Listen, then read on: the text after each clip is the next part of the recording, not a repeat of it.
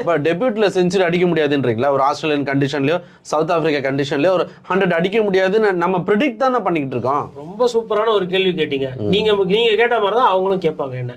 நான் அதுக்கு என்ன பதில் சொல்றேன்னா, டெபியூல 100 யாரும் அடிக்கிறது கிடையாது, அதான் உண்மை.